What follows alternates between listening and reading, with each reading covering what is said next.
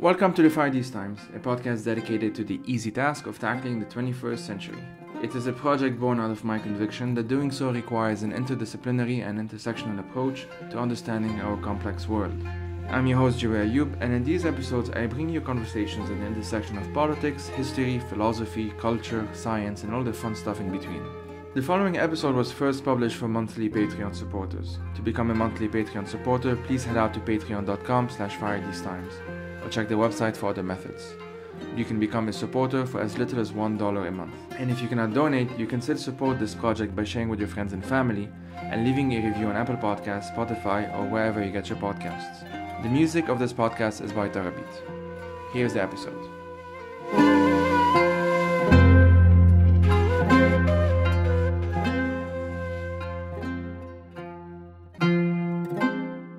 Hey everyone, so this is a conversation with Naji Bakhti. He's the author of the novel Between Beirut and the Moon, which was published in 2020 by Influx Press. He's also the project manager at SKY, Center for Media and Cultural Freedom at the Samir Asir Foundation. I wanted to have Naji on because I read his novel a few weeks ago and I genuinely really enjoyed it. We didn't talk about the book itself as much in the sense that there aren't really any spoilers, but we discussed some of the themes around it. We talked about what it's like to grow up in a quote-unquote post-war context like Lebanon. We discussed the writing in English and the distance afforded to us when doing so, as well of course as the trade-off and what we lose by doing so. And then we sort of took it to a different direction and exploring the significance of space and space exploration in Lebanon and in the Arab world. As it happens, we recorded this the day after the billionaire Richard Branson went to space for a few seconds, and we know that by the time you listen to this, Jeff Bezos probably would have done the same. And so we discussed how billionaires are ruining everything, including space, in addition to planet Earth. We of course spoke about jokes, like we discussed how joking about sectarianism in the book and also growing up in Lebanon, the function that this serves in actually making it easier for us to talk about sectarianism in the first place, and so on and so forth. There's a number of other themes like, fiction versus non-fiction, why it is difficult to talk about fiction in the context of Lebanon. And so I really enjoyed this conversation. I hope you will as well.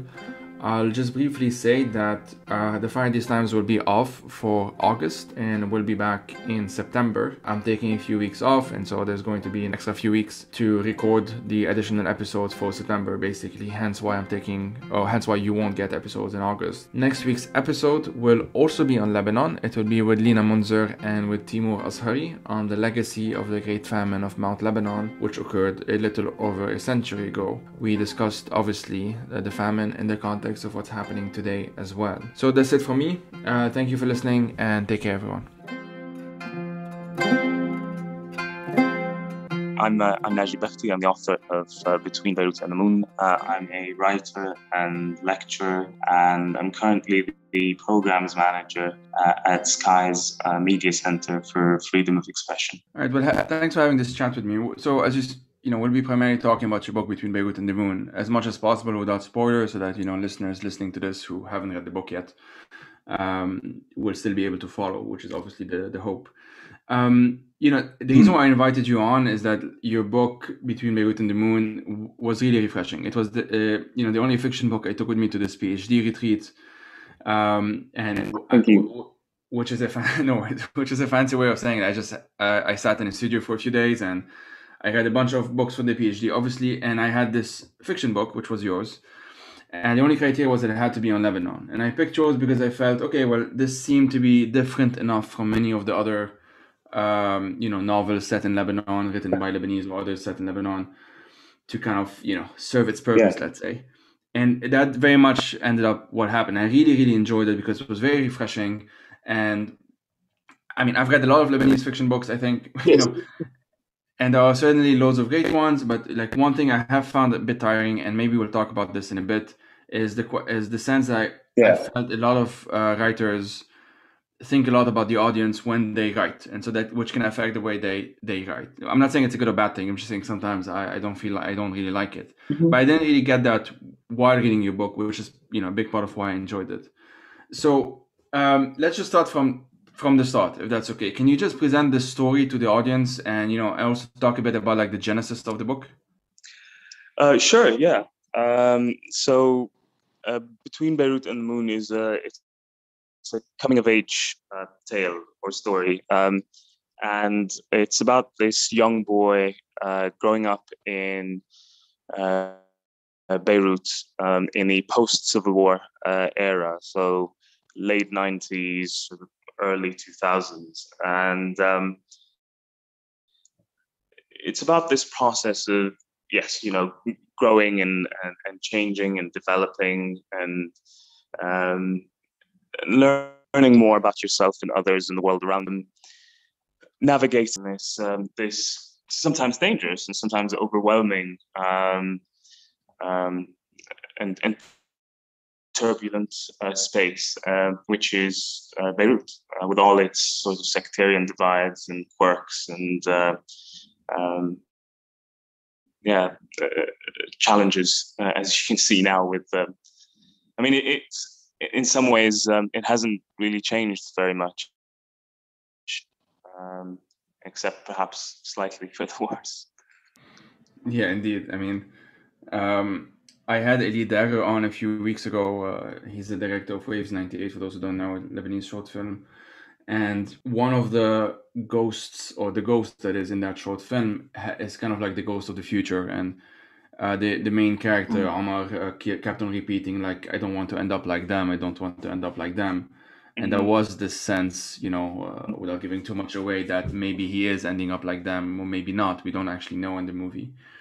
And it's it's part of why I actually sometimes find it difficult to read books, fiction books even, that are set in Lebanon, because I can feel like the reality of Lebanon is just too real, if that makes sense. Sorry. No, go ahead. Yeah, I agree. I think that's partly why. I suppose. In my case, it's certainly true. That's partly why there are many Lebanese Anglophone writers and writers of the diaspora, because in a way that sort of space, that distance between Beirut and not the moon, but between Beirut and Europe, or Beirut and North America, or Beirut and wherever they are in the world, and that perhaps allows them room for some reflection, which can sometimes be very difficult to do, especially in a city like Beirut, where you don't really get a moment's rest to just contemplate and think back over and reflect on the events of that day or that month or that year. Yeah, for sure. There's an interview I remember. It really struck me. I watched it like a very long time ago with Ghassan Twaini, a Lebanese journalist, and they were speaking in French. Although the both of them are Lebanese, and obviously both of them are fluent in Arabic, and they write in Arabic and so on. And the interviewer asked him, like, why are we speaking in French and not in Arabic? And Ghassan Twaini basically told him, like, for me, Arabic is the language of politics, and I wanted to talk about something else right now. And it kind of stuck with me, throughout the years. There's definitely a sadness to it. And when I interviewed Saleem Haddad, author of Guapa, who also he wrote it in English, he expressed he expressed definitely some sadness, even to the fact that we were chatting about Lebanon and the Arab world and whatever in English, right? Much as we're doing now. And it is something that's in the back. It is something that's sometimes in the back of my mind. I sometimes overthink it and sometimes don't, whatever. But I'm curious. You even started answering it now. Like, how did you approach that question? Like, would it have been possible to write it in Arabic? And if yes or no, would that is there some kind of trade-off, if you see what I mean? Yeah, I suppose that's sort of two questions rolled into one, in that why I chose to write this particular novel in English. And I think that part of that is, as we were saying, the sort of the linguistic distance allows for this certain freedom to explore some of the themes which otherwise would have been difficult to do, like the trauma and the the challenges of coping with with being bombed by Israel or having to dodge bullets, or not that that's, as you well know, not that that's daily life, but for it to happen even once or twice is, I would say, probably enough. And so I think that writing in English allowed me to have that linguistic distance, and that reflection, and certainly the humor that would, I think, have been difficult for me to write in Arabic. One, because as I say, there's not enough room, perhaps, to do so in Arabic. Not enough of that distance. I think I always think back, Joey, to like when we were kids and at school, and there was this sort of understanding amongst the kids at school that you can swear however much you like in English, and it's okay. But if you start doing it in Arabic, there's a problem there, and people will start getting upset and offended. Yeah, and I think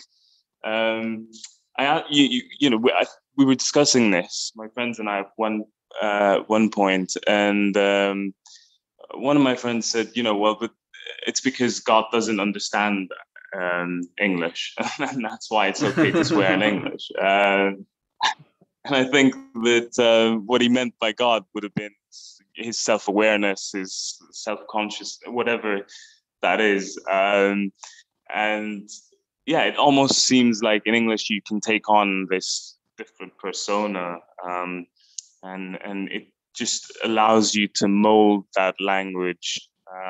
It wasn't yours to begin with, at least in my case, it wasn't mine to begin with, and I was sort of allowed to mold and shape it.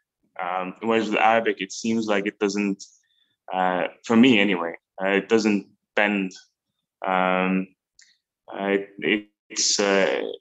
It's a difficult language to shape, and I suppose there's this idea growing up. I don't know if it was the same for you, Joey, but this idea of at a young age just being exposed to the majesty of the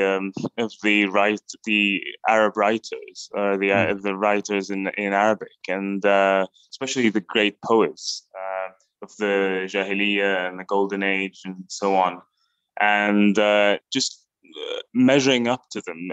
It just seemed so intimidating. I think there was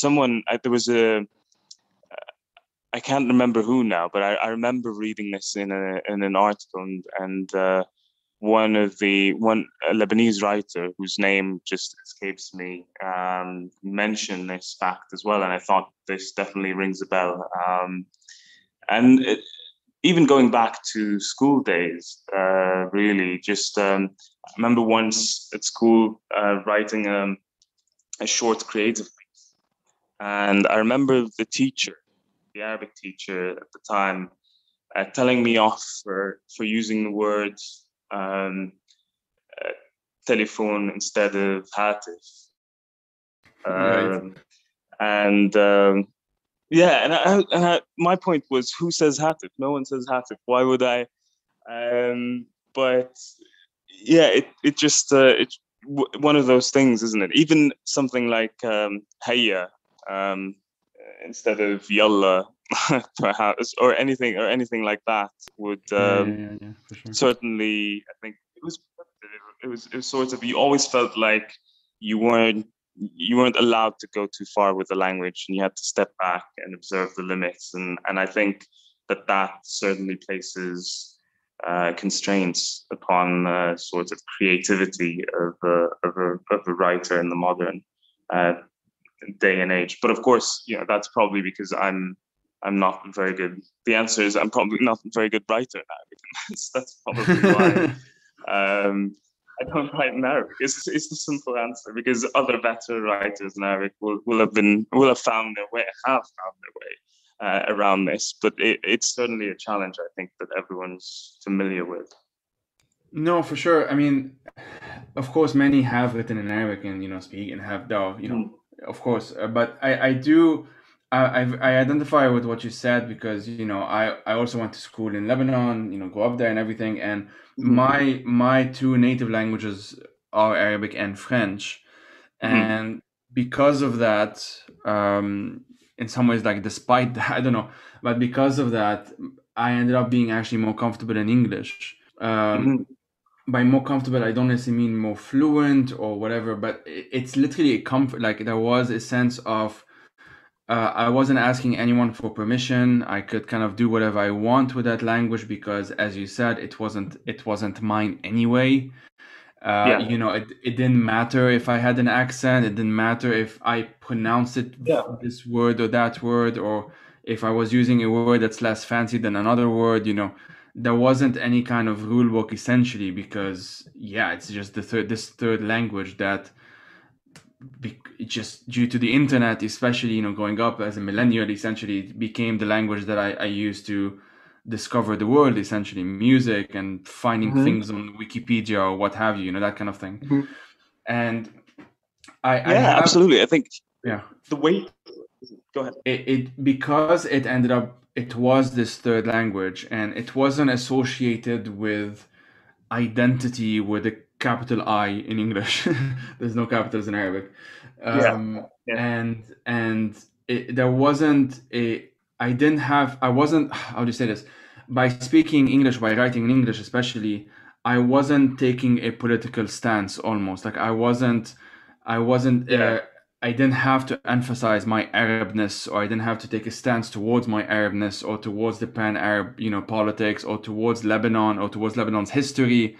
It was just, I just want to write a stupid blog post now. So which language do I use? It ended up being English. And that's just how it kind of developed with me, And then at some point it just became quote unquote more of my language, if that makes sense, just because of the years and so on. But that's how it started anyway. Yeah, I would certainly, I'd agree with that. And I'd say that there's also, to just build on what you were saying, there's less of a weight with English, I feel, sometimes while writing. You don't have to, as you say, carry on a tradition it's a different tradition now, of course, and there's the tradition of Anglophone Lebanese literature and Anglophone writing from the Middle East and so on, and that's a very different sort of tradition, but it's it just felt a little bit liberating, I would say, to write in English. And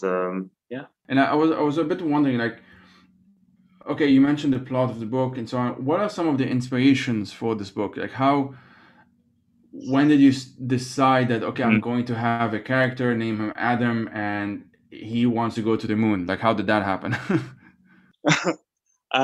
So that happened when I left. It was the first time I'd left Beirut to go to the UK, and this was 2011, and it was the first time I'd lived entirely on my own, and so I suppose I was sitting down to write this assignment, supposedly a short story initially, and the assignment was supposed to be about a city, and the city was essentially meant to be London, but I didn't know very much about London yet.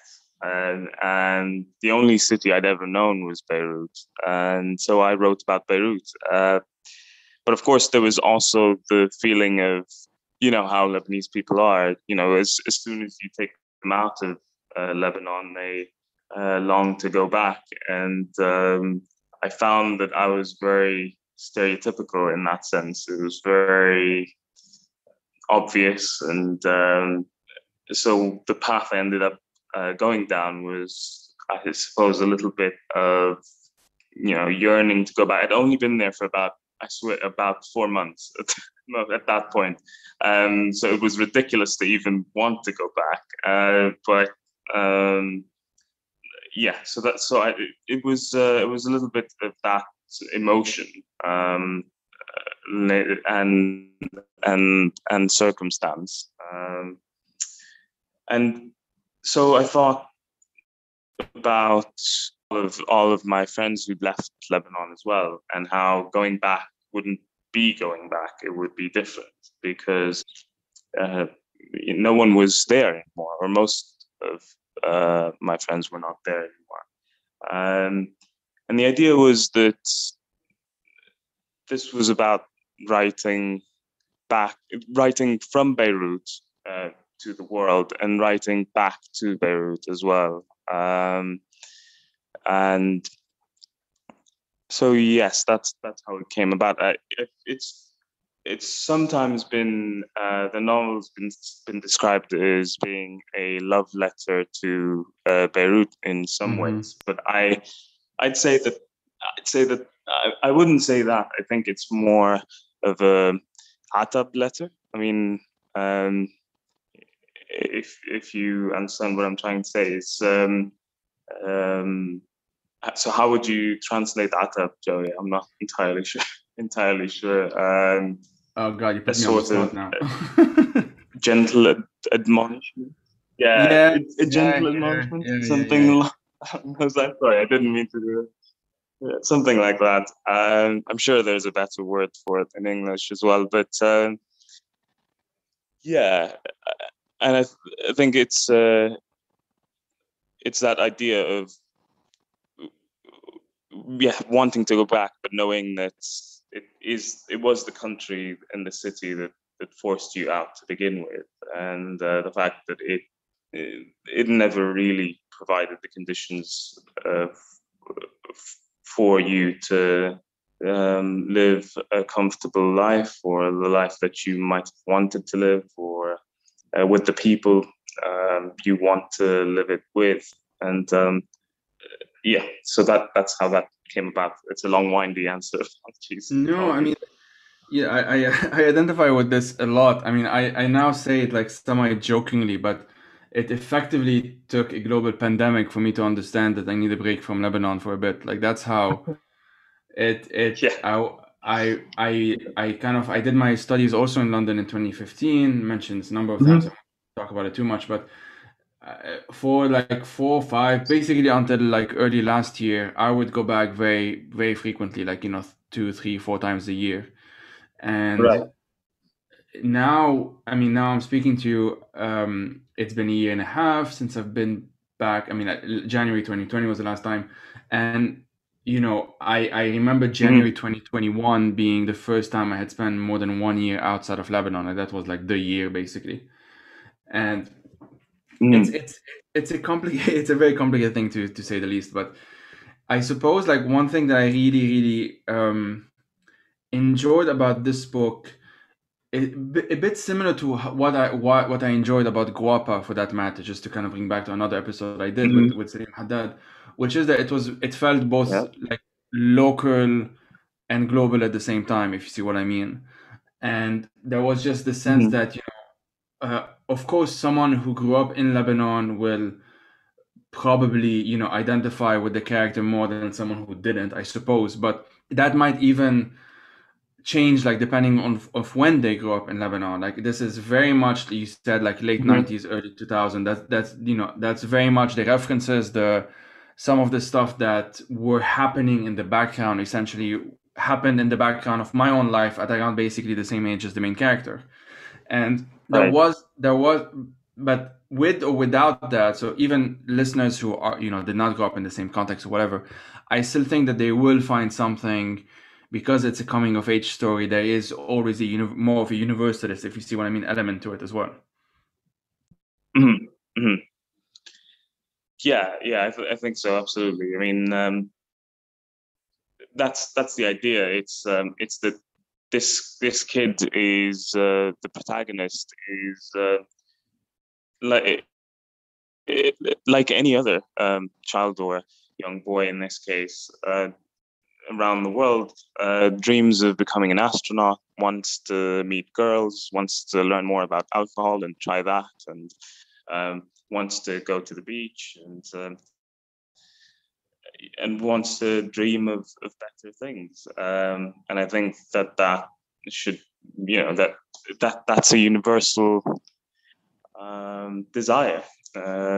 But in this case, there's also the instability in the background, and occasionally that interferes. And it's not about the war, but the war is, or it's not about the conflict, but they do seem to find a way into every single detail.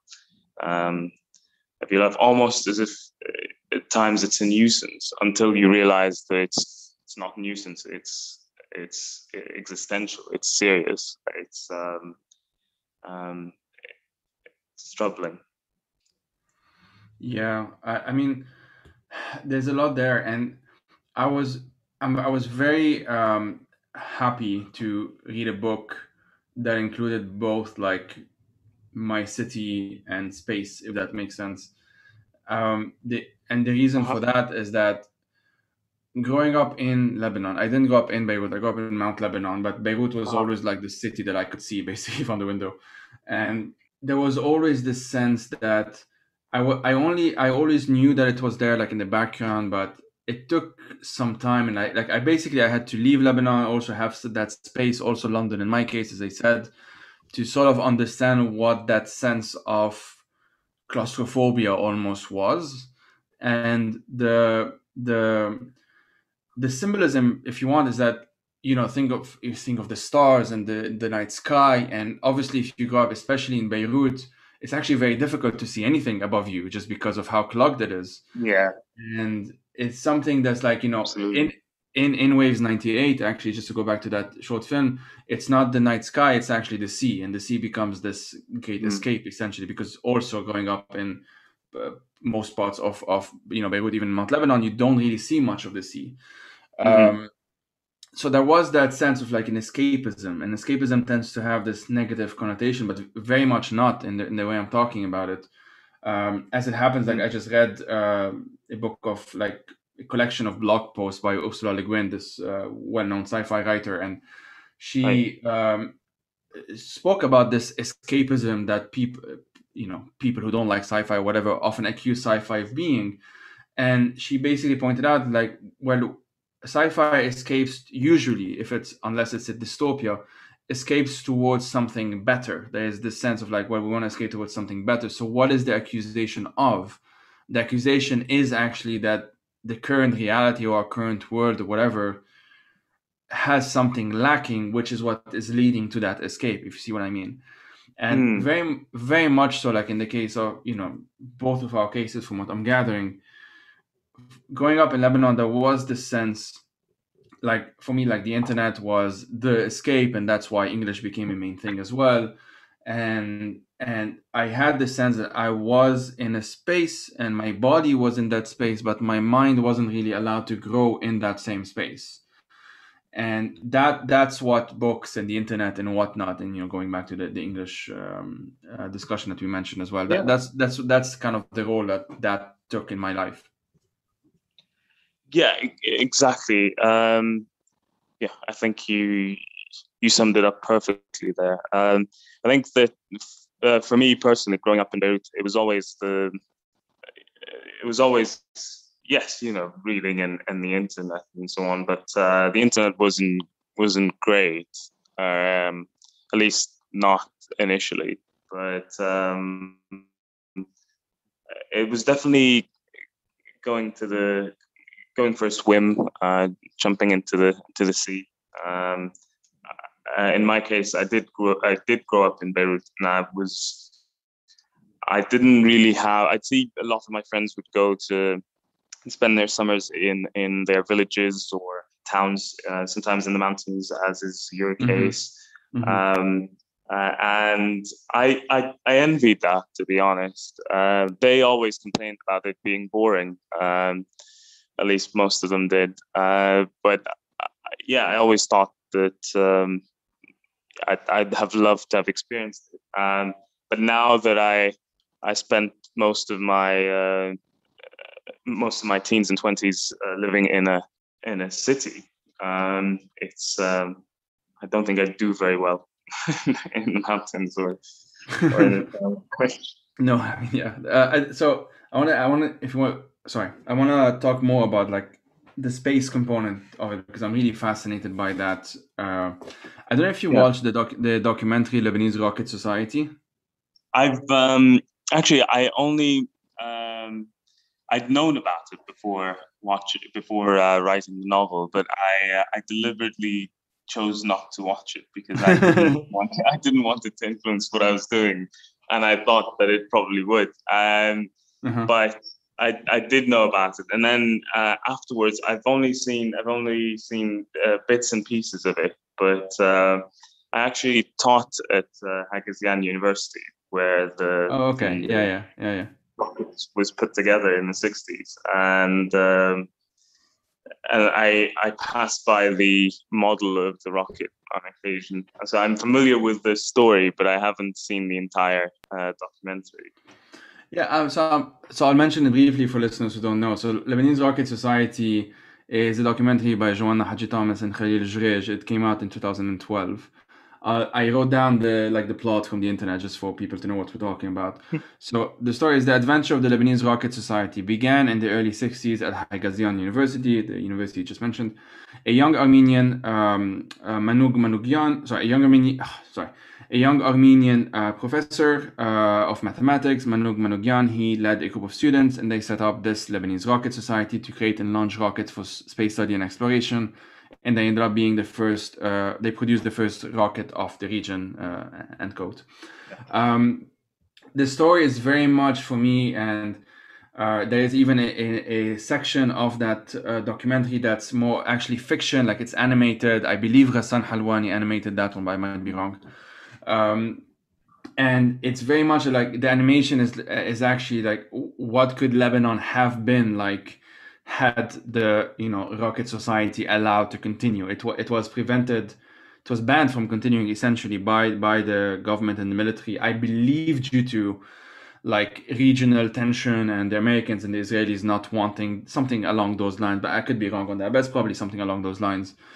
And it's when I learned about it when it came out. I learned about it with the movie and so on. I had never heard about the Rocket Society beforehand. But I think, it's fair to say that this was my first exposure to even the potential, to even the idea that Lebanon could be anything different than the Lebanon that I grew up with, essentially. And that allowed a lot of things. Like I can credit this movie and maybe a few others before and after, not just movies, but books and so on, to sort of opening up my mind to just allowing me to even to allow myself, if that makes sense, to picture different presents and also different futures of Lebanon, if that makes sense. Yeah, I mean, that was a time when there were possibilities, and I suppose the metaphor of space is about pretty much that. The idea that, as you mentioned, escapism and so on, and the idea of dreaming of possibilities, of hope, of having an idea of the future that perhaps it didn't really come to pass, but there was a period of time when certainly Beirut could have been more than it unfortunately is today. Mm-hmm. I think that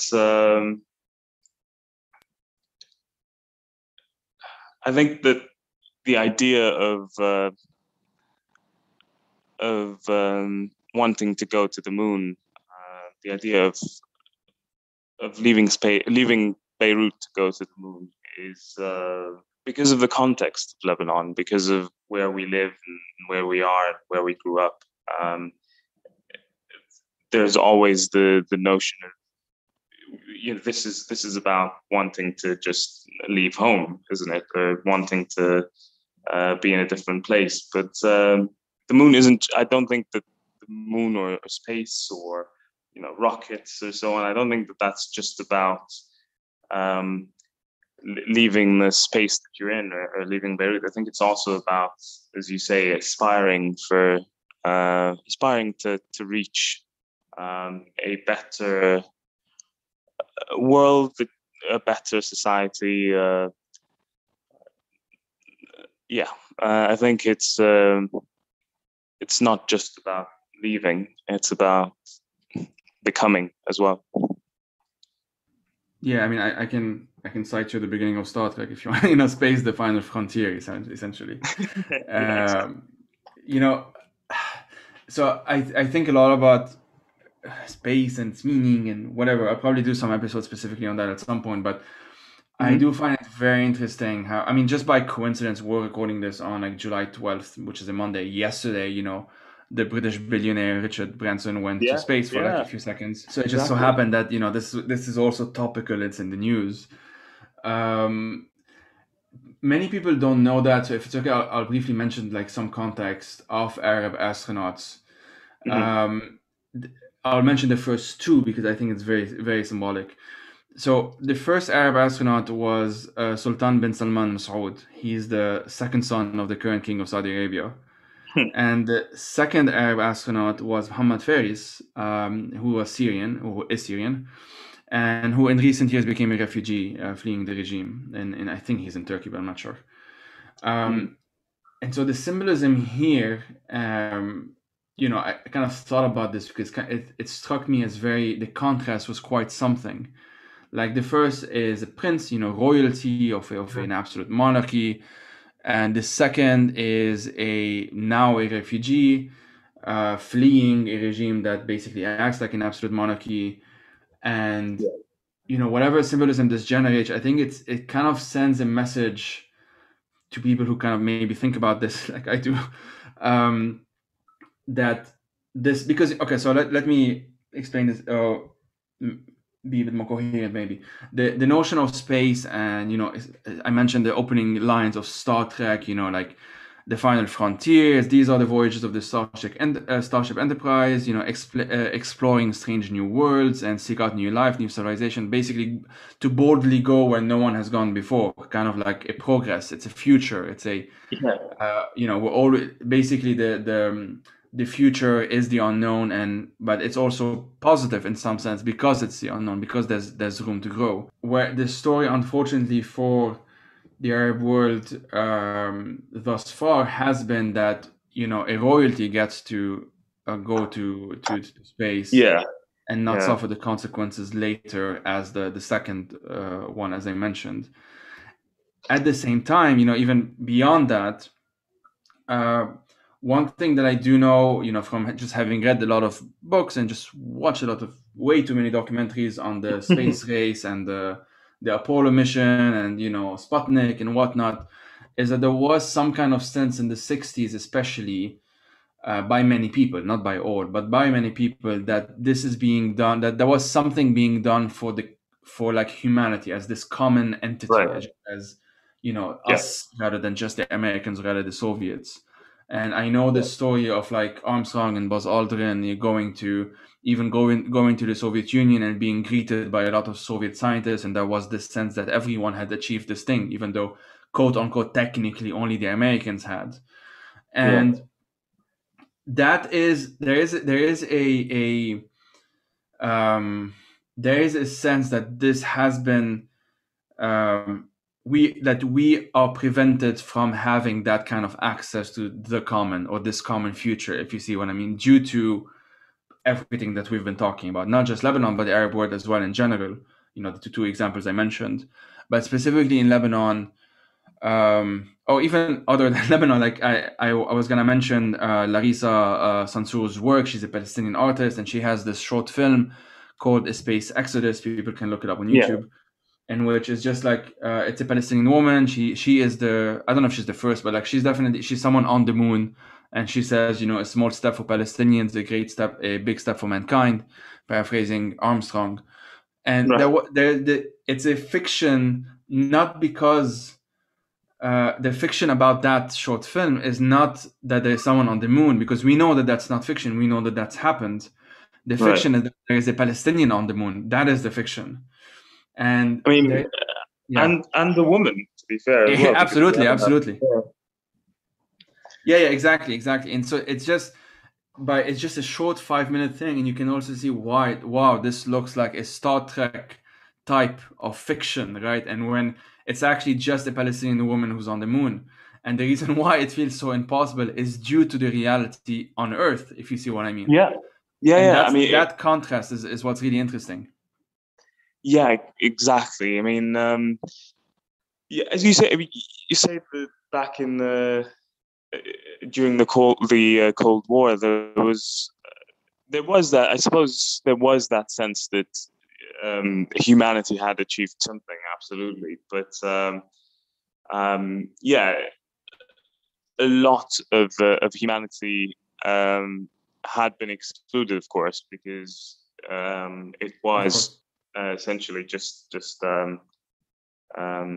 straight white men from the US. But it was something. It was an achievement for humanity, and now it does feel as if and you're absolutely right there, as if it's become just a sort of stick measuring contest, if you like. Between these multi-billionaires, and what it does do is it takes away this. It does rob, I suppose, people of the dream even more now, because it used to be that supposedly, if I guess you applied yourself and you studied hard enough, and I suppose you grew up in the US, then you could possibly 1 in 12 million, I think it was, become an astronaut and go to space. It's even it's even more remote, because you now have to be a billionaire to be able to pull that off, and that's it's even more difficult, I suppose, more exclusive and more exclusionary as well. Yeah, I mean, and going back to that escapism, one thing that I love about Star Trek is that sense that, well, shit happened in the 20th and 21st century. They don't go into too much details, but then we overcame it, and now we have this intergalactical civilization, and with other species and alien species, and whatnot. But most importantly, that there is this sense, like they say, poverty was abolished, and we no longer live to accumulate power, but in order to just satisfy curiosity and grow as human beings and whatnot. And there's just this contrast between 400 years from now, things being relatively okay, whatever, like at least things being interesting, and the situation now being that a billionaire goes for like 20 seconds out of space, and I don't know, spends how much money, and the message that he has for the world is that, well, anyone can do that if you just dream hard enough, when his company declared bankruptcy like last year or 2 years ago, whatever. And so like there's just this, it almost feel like I reacted about to this on Twitter, and I said that I don't really know how to put it in words, but it feels that there is a bit of violence in that is kind of a, I don't know, like violence upon the imagination in some sense, like yes, you can make it, but you really can't. You can't, but we won't say it out loud, if you see what I mean. Yeah, absolutely. I mean, even back in the day, even back in it, during the Cold War and whatnot, it was still, as you say, for Arabs or people growing up in the Middle East, it was still a dream that wasn't really achievable. it was out of reach. And today it does, but as you say, the facade was there, I think. The idea that this was all for humanity, even though it was the American flag that was planted on the moon, lest we forget. Yes.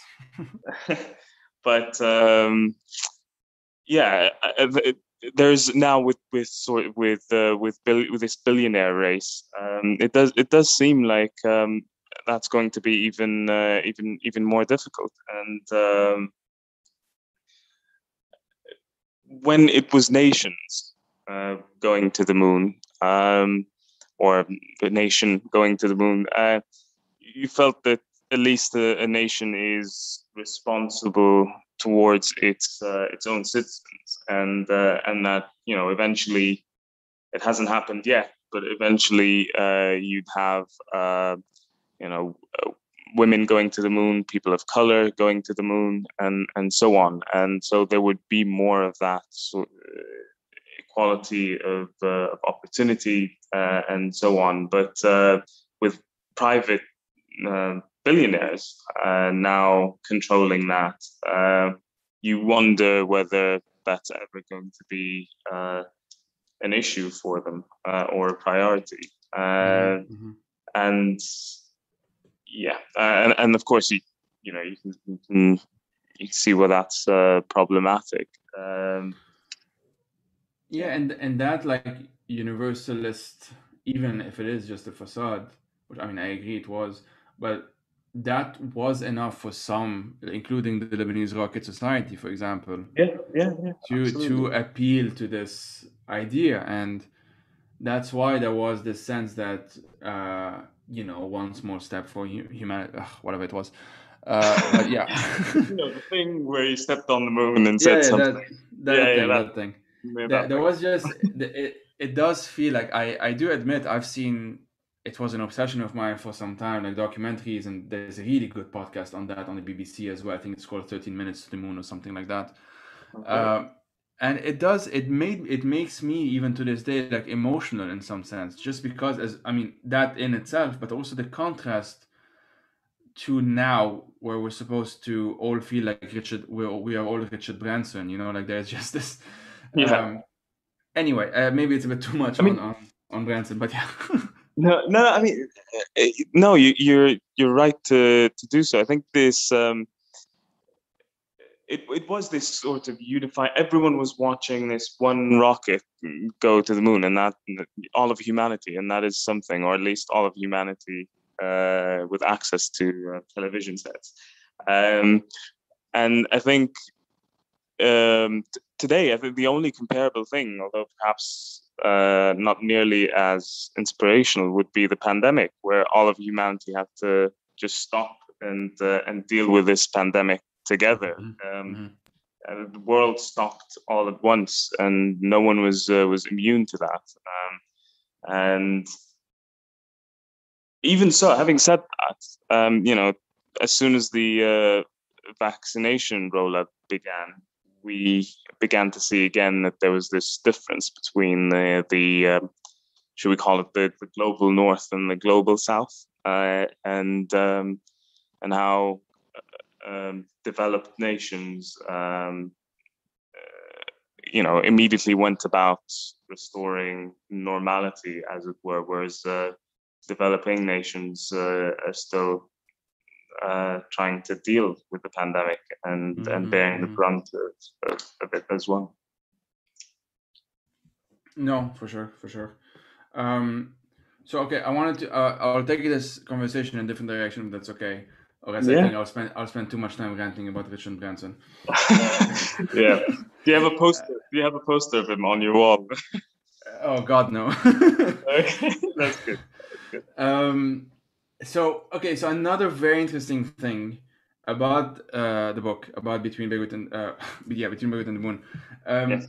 is how sectarianism is dealt with. It's very much like through the eyes of this young boy, and at times you feel like, you know, he may not know how serious it is, and at other times it kind of dawns on him, and there's kind of this interesting dynamic happening. And what I really loved about that, and this might be a Lebanon specific thing, I don't know. Although I do know that I've heard similar stories from Bosnians and even Iraqis of how the jokes between people from different sects who are close friends Mm-hmm. actually serve a very, very important and specific function. And I remember Slavoj Žižek, I mean, despite all of my issues with him, he had mentioned a interesting thing.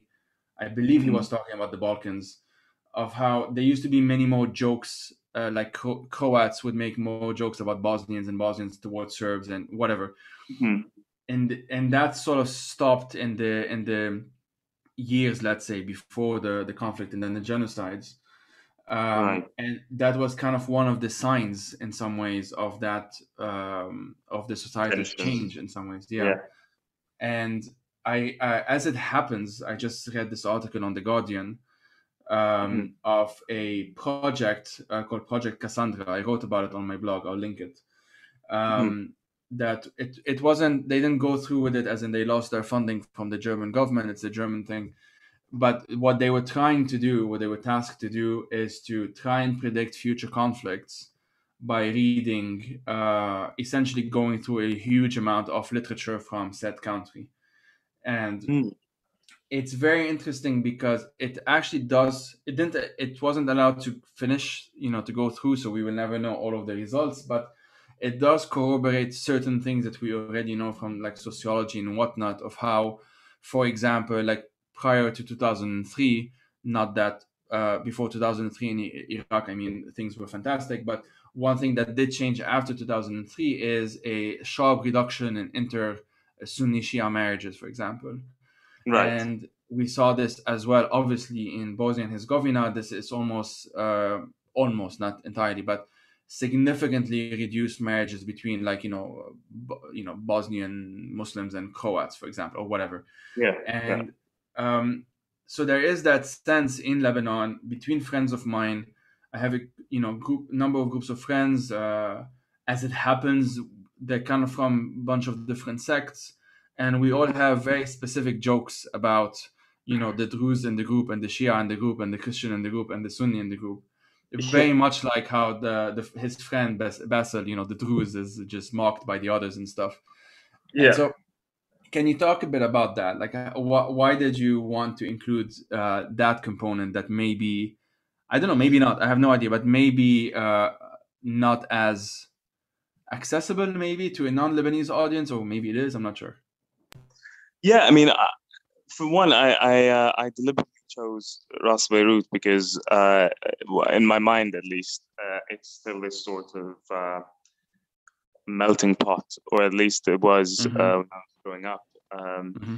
And I suppose the fact that AUB and LAU and Hagazian and IC and Seydi and all of these universities and schools and educational centers are situated there allows for this mix as well, and this intermingling. And I think, as you mentioned, the fact that the protagonist is a child of interfaith marriage or mixed marriage, that's obviously central to the story, and it allows him this unique or at least distinct perspective.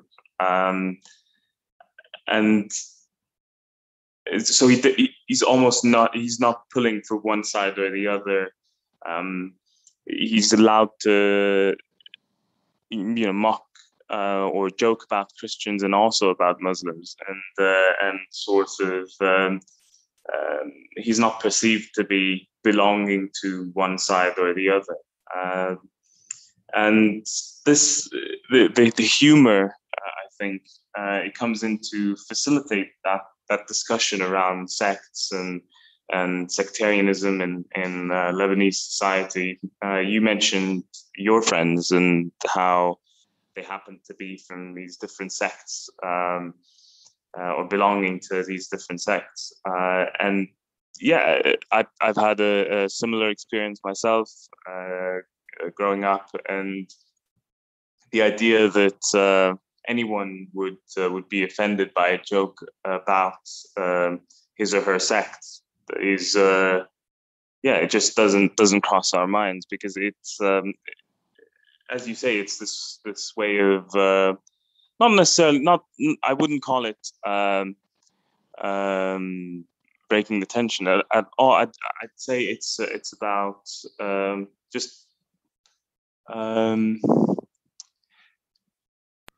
Well, just it's a way of telling one another that, like, it's also like we trust one another. You know, there is an actually component Yes, of, I think that's it. yeah, Absolutely. like, you know, a lot of the stuff that we tell one another, probably we won't do so in public. You know, like, Yeah. Exactly. I mean, especially the friends you grow up with, because they know you at your, I suppose, at your worst or your most awkward, and yeah, they know your secrets and your insecurities and so on. And I think, when when you have that level of comfort, it's fine to sort of joke about sects and religion, and so on. And I think the fact that, because sects are still, and religion is still definitely a taboo in the region in some sense, and because of the fact that, as you say, it is the elephant in the room, and seems to sort of be part and parcel of every part of every aspect of Lebanese society. Joking about it, or making jokes about it, does allow you as friends to get past that very quickly, very immediately, and to put it down as a non-issue, or something that doesn't really play a role in your friendship group. Yeah. yeah. I mean, you know, like, I said, I mentioned I grew up in Mount Lebanon, and I grew up in a very, very Christian area. You know, my school was like run by nuns and, you know, monks and stuff. Right. And um, I always joke about this, but I mean, I'm sure I've met more. I'm sure I've met Muslims before the age of 15. But as far as I can remember, uh, the first Muslim friend I had was at that one school, and that's essentially, it's very. I definitely joke about it now, but I don't think it dawned on me back then just how unusual that was, until Mm-hmm. I went to a secular school in my last 3 years of school, and then obviously I did AUB, and that was a whole different experience. Yeah. Um, but the reason why we became friends is that the both of us were exempted from English class because we were both pretty good at English, Right. and we ended up being good friends just for that. And it just so happened that she was the only, I think, the only Muslim out of like 80 students or something like that. And Okay. there is this story that, well, people listening to this will just mock me for it, but it's fine. When we got to know one another, and so on, at some point, I was curious, because that's how clueless I was about Islam. I asked her, like, do you have a copy of the Quran? I would be interested in seeing it or whatever. And so she did have one, and she gave it to me, and she was teasing me. Her name is Marwa. I remember her very well. She was teasing me Mm. because she told me that you're not supposed to hold it. You're supposed to hold it from the corners, as if, like, if I hold the entire thing, it's just not allowed. It's Are disrespectful. And I you? was, yeah, she told me that, like, to mock me, to kind of tease me, and I had no idea. So I did that, and then she just I laughed just at fell me. for that. I just fell for that. And so, I mean, you can definitely imagine, like, if I didn't, like, it's just not something that, unless you grew up with it, it's not something that you would think about. And so if someone tells you this with No. confidence, you know, to tease me, I was like, well, I mean, oh, sorry, I didn't know. So it was a very funny situation. But then, you know, Well that's just played. how it was. That's just how it was. And so from that to, that was like what, age 14, 15 or something. And then AUB age 18, 19, that's when, by like to, by contrast to my school, essentially, or to my early schools, that was kind of like the world opening up to me, and that's when it wasn't even how do I say this? Like I was almost like exploring other people by being friends with like a Druze and a Muslim and a Shia and a Sunni and whatever. It was because it's just this thing that, oh wow, you guys are all around me.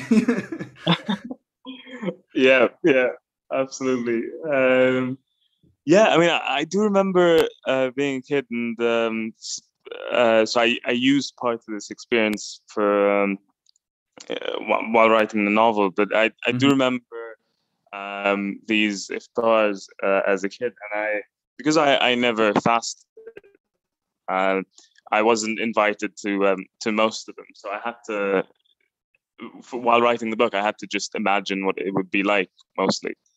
But sadly, but I do remember it being a case of yeah, you don't fast, so you're not invited to this, and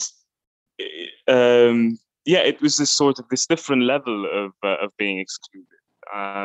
Almost like if you were born into a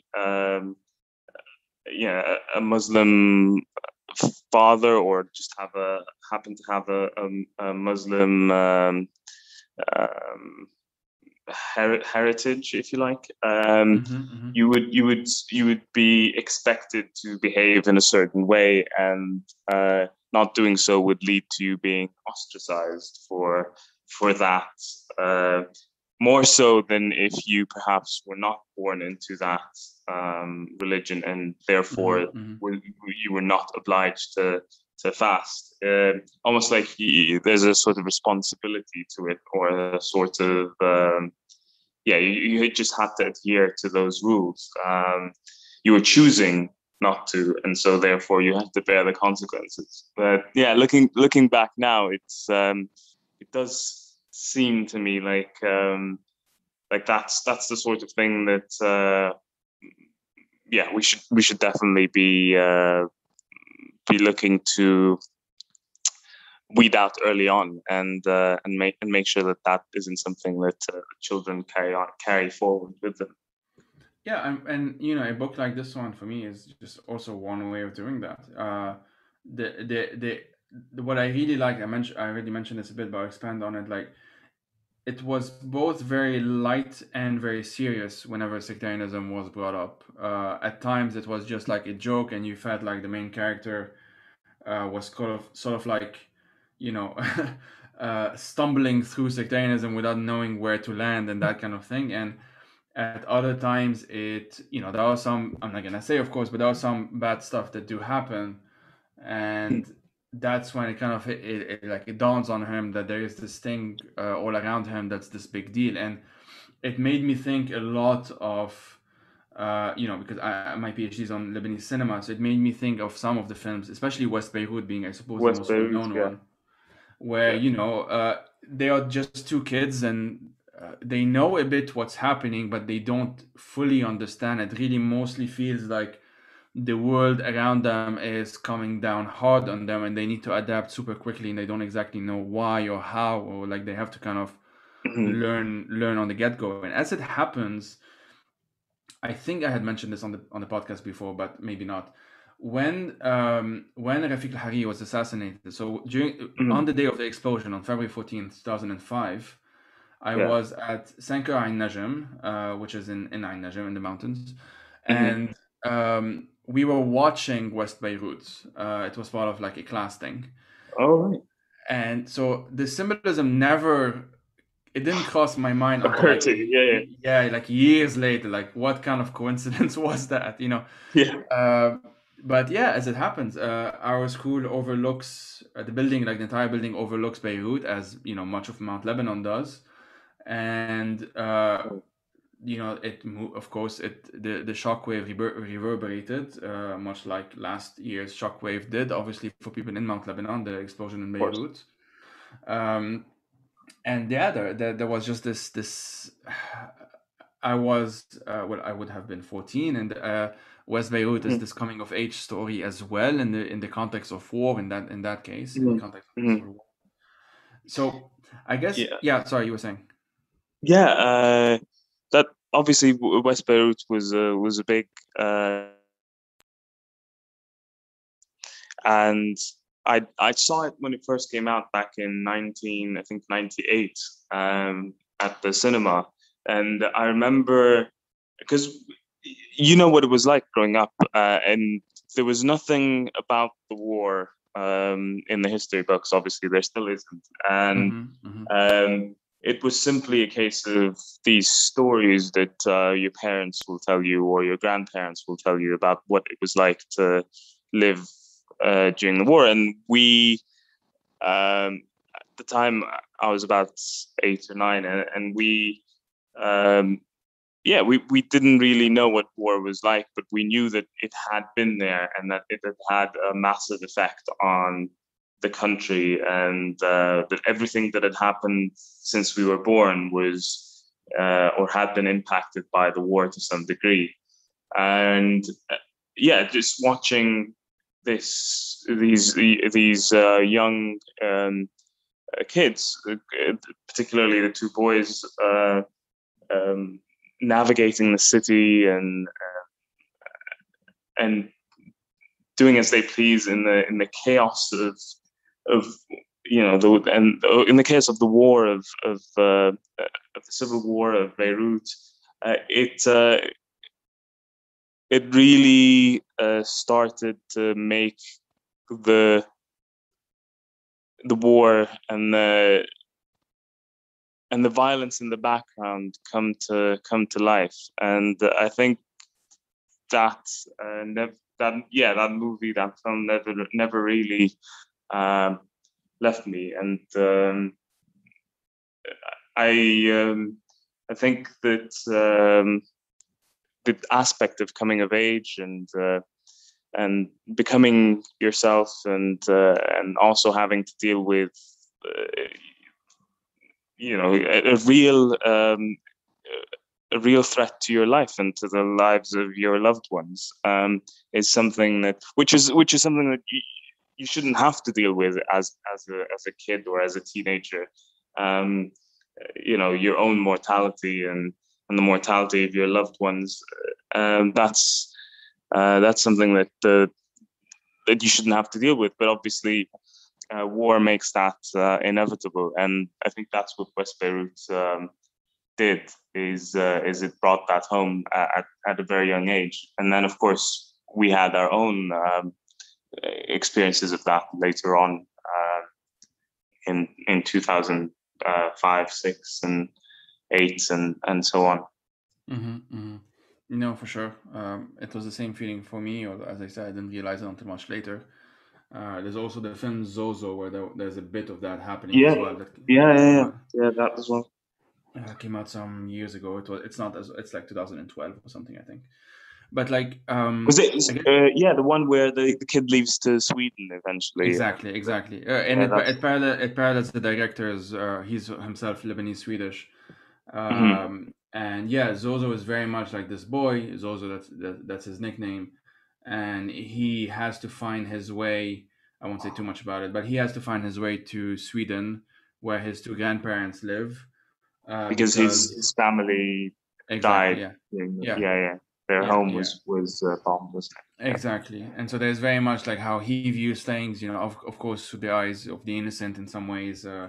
And it's a moving film. I definitely recommend that film. It's part of my PhD as well. Is it? Yeah. And it kind of brings me like to the other question, which was like do you feel, or did you feel like a coming of age story was the best way to write about Lebanon? And also, like, as an addendum to that question, is quote unquote writing about Lebanon even like the right question, in the sense that, like, because I don't want a book like this one to just be like boxed into, books about Lebanon that just happens to be fiction, right?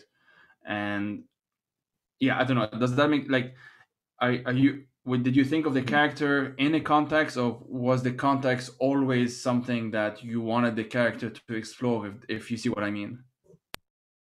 Well, I'll try to answer those questions. So the first one, I think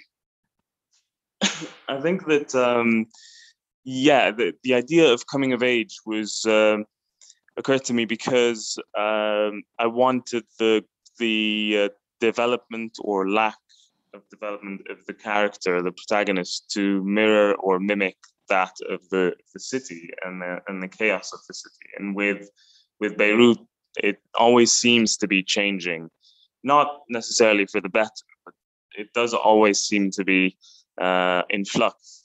And certainly after the war, around that late 90s, early 2000s period, there was a lot of the city that was changing. Downtown Beirut changed a lot during the war and then after the war as well. It was inaccessible because it was destroyed and because it was a battleground, and then it was to some degree still inaccessible for economic and class reasons, and then it became inaccessible because it was closed off. And so there was always this constant change, and same with these different areas of Beirut, and particularly along the Green Line or the demarcation line, and I think that sort of change or stunted growth, if you like, the instability, the chaos of it, that certainly fits in or suits the coming of age set in the Middle East. So I hope that sort of answers the question. But I think that with the second part of that question, so if I understand correctly, you were saying that so writing Lebanon essentially and what that's like. Is that what the Yeah, like question is about? it's just so like one thing that I know I would have some difficulties with, let's say, when I'm Mm-hmm. thinking of Lebanon in a non in a fiction in a fictional way, right? Like putting Lebanon in a fictional setting, writing a novel, Mm-hmm. or just even, yeah, like thinking of what a film on Lebanon or set in Lebanon would look like or whatever. Yeah. And there's always the so there is a quote by Jean-Luc Godard in his film Notre Musique, Mm-hmm. um, which was reused by a Lebanese director. I believe it was Khalil Jreish, but I could be wrong. So basically, the quote is, he mentioned it's some context, brief context. There is Israel Palestine. There's a lot of like mentions that he interviews Mahmoud Darwish is featured in that film, and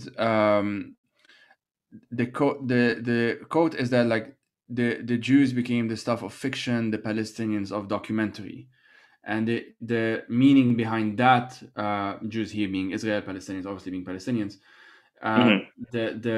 the meaning behind that is sort of also why it's so difficult to have fictional films by like Right. Arabs, let's say, or Lebanese directors or Yeah. whatnot. That's why so many of Lebanese cinema is basically like, the war is in the background, or we're dealing with the aftermath of the war, or we're dealing with Yeah. Yeah. Yeah. 2006 or the aftermath 2006. So there's very much. It also goes back to what we mentioned in the conversation Yeah. about space. It's just difficult to imagine something different than the actuality. And so I'm just wondering, how did you, or if you did, struggle with that? Yeah. You're absolutely right there. Again, I think when you write, when you're Lebanese and you're writing particularly in English, you're writing as part of an established genre, if you like, and Lebanese literature is almost synonymous with the Civil War. Um, Almost all, if I'm not being too I don't think I'm being too bold in saying that the vast majority of Lebanese literature, certainly Anglophone Lebanese literature, has is based around and centered upon the Civil War. And while what I tried to do was to write a novel that was about the post-war period. Certainly, by calling it post-war novel, you are writing back to the Civil War, and the Civil War certainly finds its way into the novel, be it through the character of the father, or the grandfather, or some of the teachers at school, or some of the different parties, and there's constant reference to the Civil War. I think Yes Khoury once said, the Lebanese writer Yes Khoury once said that the only space left for memory in Beirut is literature, and I think that says a lot. The idea that the fact that all of this literature, Lebanese literature, deals with the Civil War is because there has not been a genuine attempt at national reconciliation, and it's same for cinema as well. Yeah, same for cinema. Absolutely, any art, any Lebanese art. It's the idea that these artists, these writers, these directors, they are expressing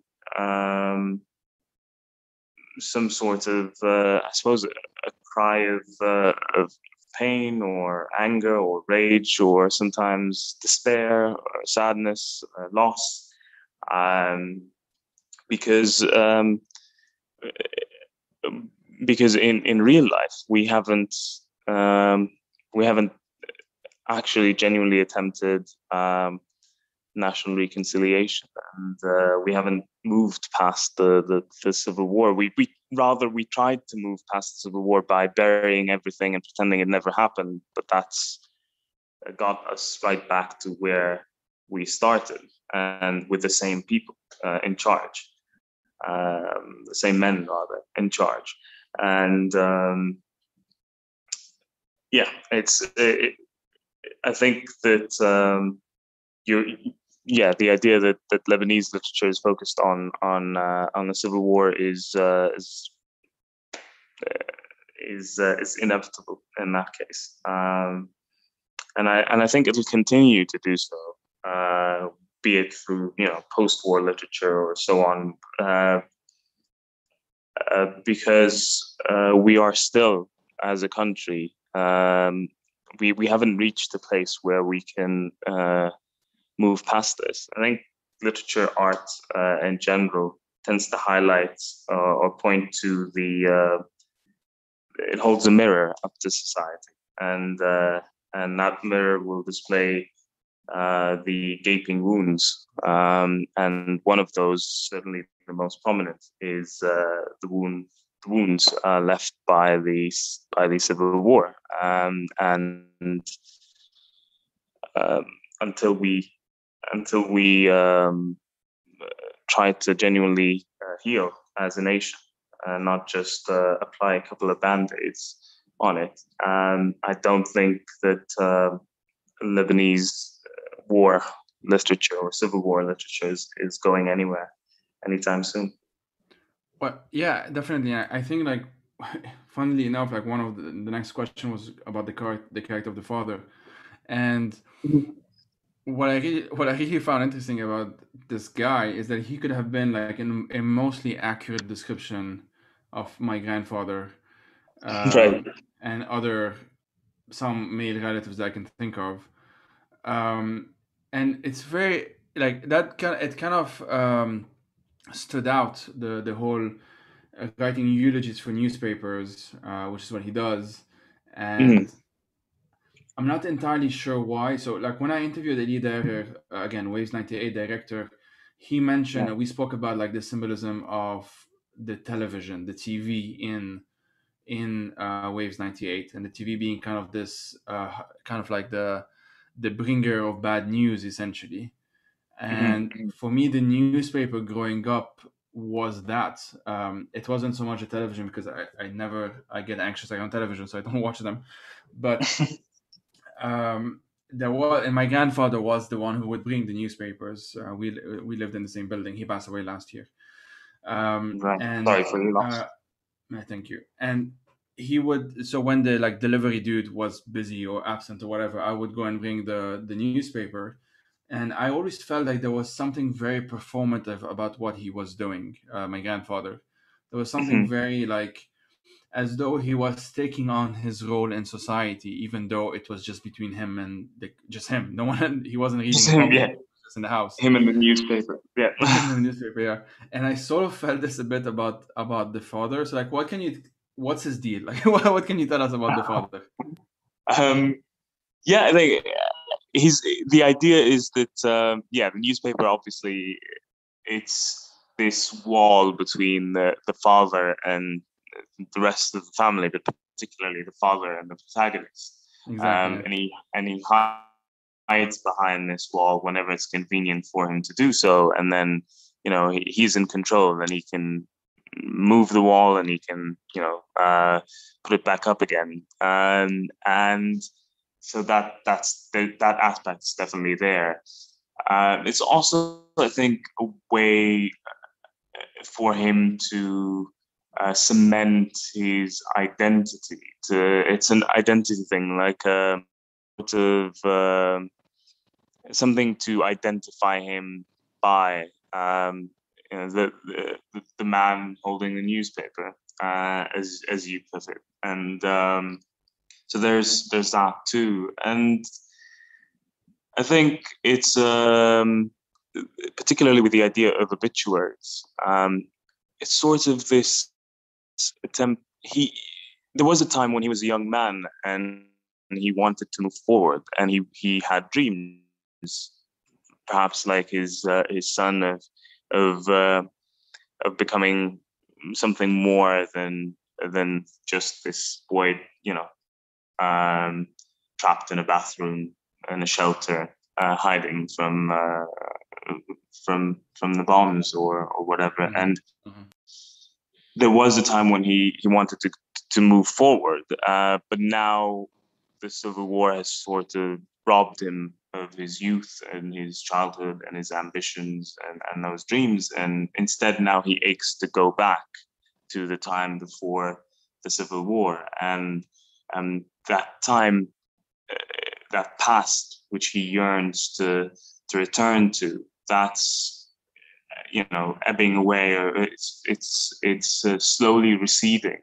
And as he ages, as he enters his late 40s and his 50s, his childhood icons, his heroes, they are passing away. And people like Sabah or I don't know, probably the Rahbani brothers. They're going away, and with them is that Lebanon, that old Lebanon, is receding as well, and his childhood, the father's childhood, is receding too. And so that's, I think, where the theme of the obituaries, or the eulogies, that's what that's about. And as he reads and writes those obituaries, it's his way of mourning his lost childhood, his youth, his Lebanon as well. Yeah, and there's very much this like this intergenerational tension, I guess, for lack of a better word, which for me is, also weighs 98 again. There's a bit of that, and there is in some of the literature and or movies that have come out from the quote-unquote post-war generation, so like our generation. There's very much that sense of like you're wrestling with something that you don't necessarily understand because you didn't experience it. Some people, depending on their age and when they grew up, they experience certain things, but not others. Like, I don't know, people who grew up in southern Lebanon experience things, until the 90s, not just 80s, for example. Yeah. And so on and so forth. And there is very much that sense that there's this very good concept that I use in my own research, which was initially developed in the context of the Holocaust, which is post-memory. Post-memory. And Exactly. yeah, Marianne Hirsch. Marianne Hirsch, exactly. And it's very much that sense. So for those who don't know, like it's the idea that people who are descendants of, like when in this case, like descendants of Holocaust survivors, can actually carry on some of the memories and some of the memories and even traumas essentially of their parents, of their great parents, grandparents, and like aunts and uncles and whatnot. And I, not all situations are the same, of course, but I do see parts of that happening. I see it in how, and this is gonna transition to like my next question, how when I remember this story, I definitely mentioned it here before, of in 2005 when after the assassination of Hariri, there was this kind of big comeback of both Michel Aoun and Samir Jaja, right? And there was, for those who don't know, like two major figures of like Christian sectarianism in Lebanon. The current president is among them, Michel Aoun. And I remember being very kind of like confused, even curious, because I had known the names, but I grew up very much in a family where the word مسيس, like political, felt almost bad like word. Exactly, it's such a bad word. It's almost like بيتعاطى. We would say this word like بيتعاطى بالسياسة, like he dealt with politics, and يتعاطى like is drugs. Exactly, and يتعاطى is also like بيتعاطى بالمخدرات, like he deals with drugs. It had this very negative connotation.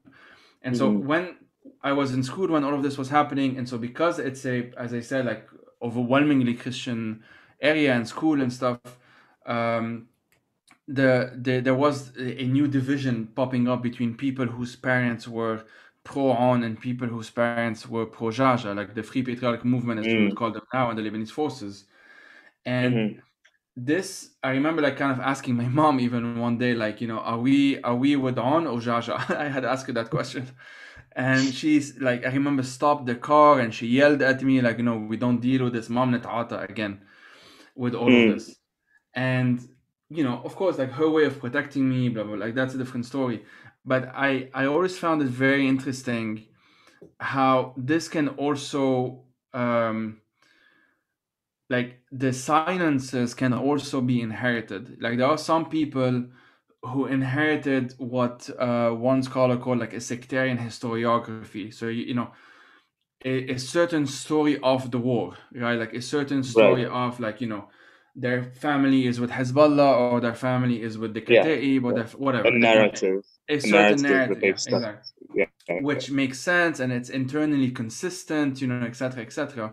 Whereas there are others like myself who actually inherited like the silences. So like just don't talk about it. That's what I inherited. And in a way that can be maybe not as damaging, but certainly damaging as well. Yes, absolutely. Just staying silent. I remember when I was growing up, my parents, my mother in particular, would always warn me not to speak to cab drivers about politics in particular, as if as a 10-year-old I was about to go on a rant to do with politics or Lebanese politics or the economy or anything like that. I accepted that. I agreed to it because I didn't know the first thing about politics. Nor do I now. But I think that it's that silence as well. The idea that you should hold your tongue and refrain from offering an opinion and not be vocal. That if anything left the space for the other competing narratives to display themselves or to prosper when there was no other narrative being offered apart from the silence. Exactly. And like so my last question before like the book section, if that's okay. I know, so I identified a lot with the main characters discomfort in some ways with the political party that's mentioned in the book. Now, it just so happens that in the book, it's the SSNP, which is the Syrian Social Nationalist Party, for those who don't know, which has this like pan-Syrianist ideology. They used to be bigger before than they are now, but they still exist. And for me, it wasn't the SSNP, as I mentioned. It was the Lebanese forces and what we now call the Free Patriotic Movement, Tayyar, the Aouniyya. Yeah.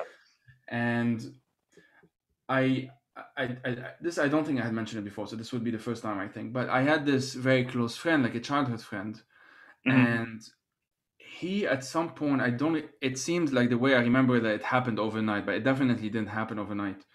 He became very, very close to the Lebanese forces, even joining them at some point. And his two parents were or are, I don't know. We lost touch, obviously. Card-carrying members of the party as well. And his mother wrote one of the biographies of Jaja, and he became a friend of the family, their family, whatever. And so that is one of the main things that really ruined our friendship, him and I. We ended up we even got into a fight once because he started becoming very Islamophobic. And even though I wasn't, I grew up in a Christian household as I was, there was always the sense that this is bad, basically. Yeah. And I kind of, maybe without giving too much away, but there is a parallel in the book where that sort of happens with one of the friends of the main character. And I was wondering, if you can talk a bit about that. I don't know, did that come from a personal experience, or what can you tell us about it? Yeah, I mean, as we mentioned, there's always the sense growing up for me that politicization or militarization was something to be avoided at all costs, and was an immediate danger. A bit like don't take candy from strangers, and also don't take an AK-47 from a stranger. And I guess that definitely was always something on my mind. And so growing up, I did have friends who sometimes dabbled in politics, but always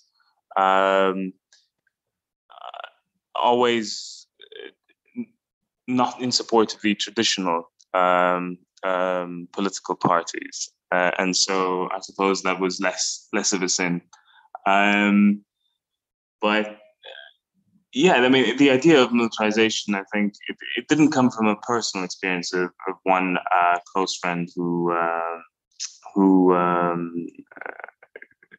went the other way completely and was staunchly SSNP or anything of the sort. But it's a combination of these different stories of acquaintances or people I knew or friends of the family who'd perhaps gone down that route. Sometimes this generation, or sometimes other generations, but always with a similar story, and that is being, brainwashed at a young age to think in a particular way and to believe a certain set of principles, often xenophobic or racist or discriminatory, and to hold your sect above everything else, and to devote your entire life to making sure that your sect was somehow elevated above the rest and had a bigger share in the country and a bigger say. And so that sort of sectarian mentality, I think, definitely, and that sort of militarization definitely played a big part in my writing of the novel and while I was thinking about these characters. But yeah, it was a combination of characters. It wasn't a combination of stories. I mean, and not necessarily one specific tale. Yeah, no, that's exactly. That's very that's very very familiar. Let's put it that way. Yeah, I'm sure it is. Well, okay, Naji, this has been like a honestly fantastic chat. I was wondering if we can sort of end with me asking you, as I ask all guests, like if you can recommend 3 books to our listeners, what would they be and like why?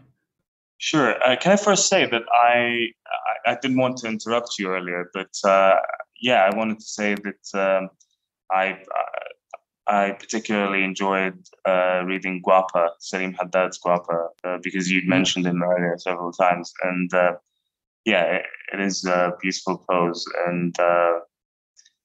and also Ziad Doueri and his in West Beirut is one of my favorite movies of all time. So it's just fair to I just wanted to get that in and be a bit of a fanboy about this. But if I were to recommend 3 books, I'd say well, Ravi Haj's De Niro's Game. I don't know if you've read that one. Not yet, but I have it. Yeah. Yeah, I would definitely recommend it to your audience, to your listeners, and it's a similar tale, a familiar one of militarization and seeking escape and immigration and the diaspora and identity and sectarianism and the Lebanese Civil War, of course, because that's what Lebanese Anglophone novels tend to be about. Yeah, definitely worth the read, and had a big influence on my own novel. And I'd recommend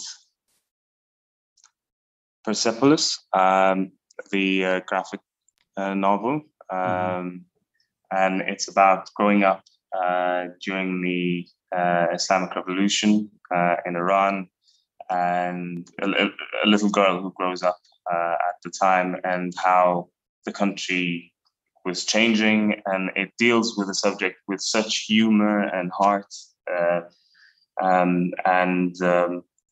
yeah, it's a beautiful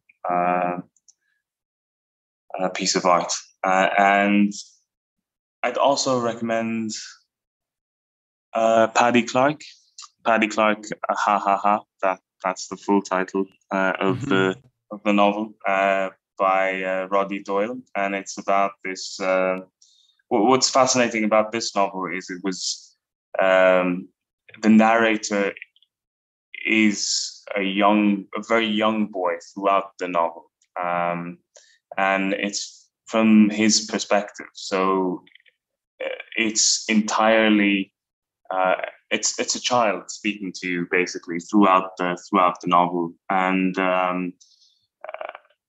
yeah, Rod Doyle does such a magnificent job of making that come alive. You know, like I think a 5 or 6 year old, and the things that would interest the 5 or 6 year old, and yet it's so enticing and so beautifully, so well written, and it's poignant and it's bittersweet, and it's also about loss and the troubles in Ireland at the time.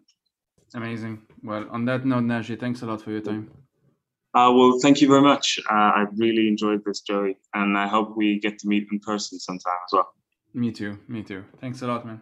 Thank you. Thanks for having me.